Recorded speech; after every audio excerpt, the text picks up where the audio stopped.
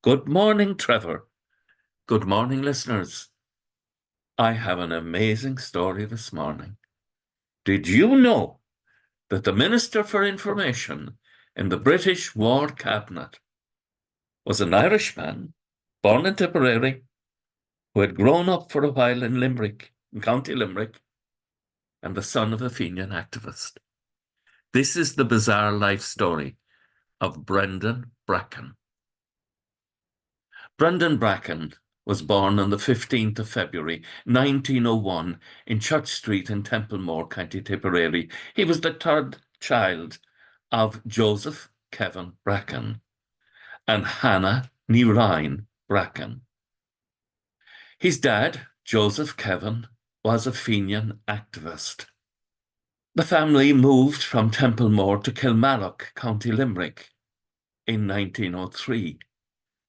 Sadly, his dad died within a year of moving to Kilmallock, and his mum took the family back to Tipperary by moving to Tipperary town, and eventually they would move to Glasnevin in Dublin. Brendan would be educated there in St. Patrick's National School in Drumcondra and O'Connell School in North Richmond Street. He was an amazingly bright child, but a deeply troubled child who was constantly in trouble, so much so that his mother, in desperation, in February of 1915, sent him down to Mungret College in Limerick, a Jesuit boarding school, hoping that the Jesuits would be able to sort him out. Not a chance. Brendan continued he was up to his tricks.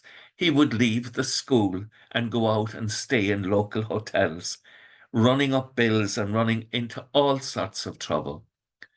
By the end of 1915, in desperation, his mother would put £14 in his pocket and sent him off to Australia, where he had a cousin, a priest. He arrived in Australia, but took off and wandered round Australia, reading every book he could get, particularly in the area of finance. He was educating himself. He returned sometime in 1919. By this time, his mother has married again, married a chap called Patrick Laffin, a farmer in County Meath, and he has a short stay there, but he can't settle down.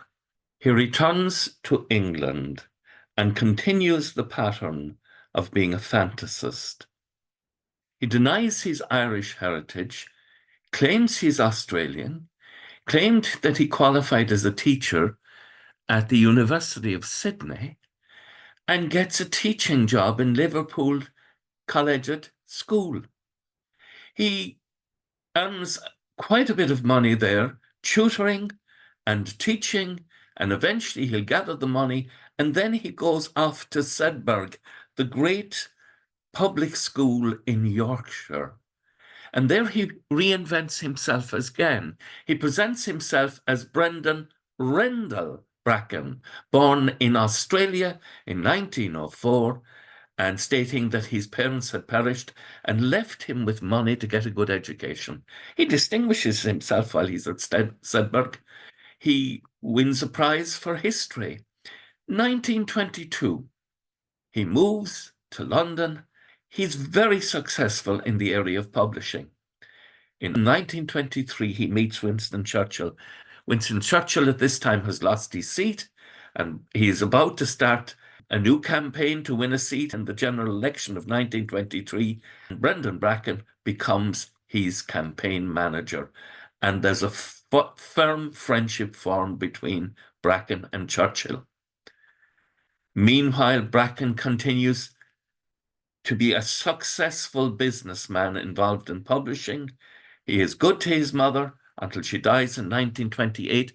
And in 1929, the year after his mother died, Bracken himself becomes a Conservative candidate for North Paddington, a seat which he wins by 528 votes.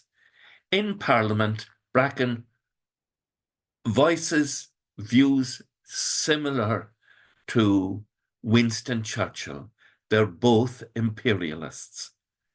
Churchill will resign from the front bench of the Conservatives in 1930 because they're supporting the independence of India. He opposes it, and Bracken is his only supporter.